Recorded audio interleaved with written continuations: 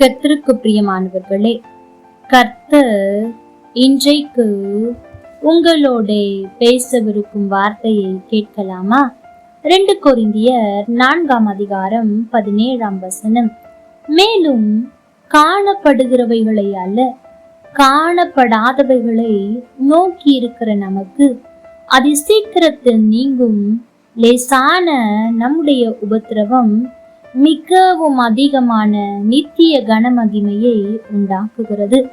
எனக்கு பிரியமான தேவ பிள்ளைகளே, நாம் இந்த உலகத்தின் வழியாக நடந்து செல்லும் போது கர்த்தர் நமக்கு சில ஆதரவாளர்களை தருகிறார், ஆதரவான வேலைகளை தருகிறார், சூழ்நிலைகளை தருகிறார், இடங்களை தருகிறார். ஆனால் நாம் கர்த்தரை சார்ந்து கொள்ளாமல் கர்த்தர் கொடுத்த ஆதரவுகளிலேயே சார்ந்து கொள்ளும் போது அவர் அவைகளை நம்மை விட்டு எடுத்து போட்டு விடுகிறார். அந்நேரம் உள்ளம் கலங்குகிறது. கர்த்தர் இதை ஏன் செய்தார் என்று தேம்புகிறோம். ஆனால் நாட்கள் செல்ல செல்ல அந்த ஆதரவுகள் இல்லாமலேயே வாழ முடியும் என்பதையும், அது நஷ்டம் அல்ல லாபமே என்பதையும் உணர்கிறோம். நமக்கு வரும் லேசான உபத்திரவம் நித்திய மகிமையை கொண்டு வருகிறது என்று நாம் திட்டமாக அறிந்து கொள்ள வேண்டும். ஒரு பெரிய ஆலமரத்தின் கீழே நிழலிலே ஒரு சின்ன பூஞ்செடி நின்றது. அந்த மரத்தின் கிளைகளுக்கு கீழே அந்த பூஞ்செடி மகிழ்ந்திருந்தது. ஆனால் ஒரு நாள் அந்த நிலத்தின் சொந்தக்காரன் தனது கோடரியால் அந்த பெரிய ஆலமரத்தை கோரமாக வெட்டி சாய்த்து விட்டான். இதனால் அந்த சிறு செடி கண்ணீர் விட்டு புலம்பியது. ஐயோ, என் ஒதுக்கிடம் போய்விட்டதே, என் நிழல் போய்விட்டதே, புயல் வந்தால் நான் என்ன செய்வேன் என்றெல்லாம் கதறியது. ஆனால் கொஞ்ச நேரத்தில் அந்த பூஞ்செடியின் மேல் இனிமையான சூரிய ஒளி வீசியது. மழை தண்ணீர் நேரடியாக கிடைத்தது. இளந்தென்றல் காற்று பூஞ்செடியை மகிழ்வித்தது. ஆலமரம் போனால் என்ன, அதை உருவாக்கின கர்த்தர் என்னோடு இருக்கிறார் என்று எண்ணி அந்த பூஞ்செடி தேறுதலும் ஆறுதலும் அடைந்தது. யோனாவை பாருங்கள்.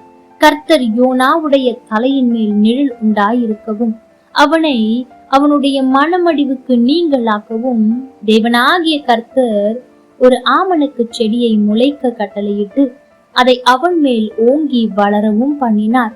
அந்த ஆமணக்கின் மேல் யோனா மிகவும் சந்தோஷப்பட்டான். யோனா சந்தோஷப்பட்டது உண்மைதான்.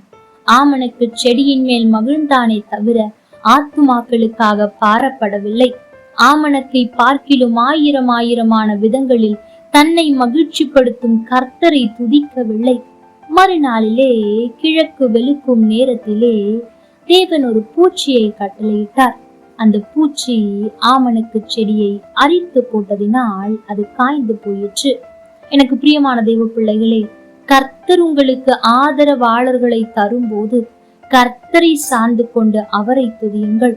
ஒருவேளை ஆதரவு உங்களை விட்டு நீக்கப்படும் போது மனம் சோர்ந்து போகாமல் கர்த்தரில் அன்பு கூறுகிறவர்களுக்கு சகலமும் நன்மைக்கு ஏதுவாக நடக்கிறதென்று விசுவாசிப்பவராய் எப்பொழுதும் கர்த்தருக்கு ஸ்தோத்திரம் செலுத்துங்கள்.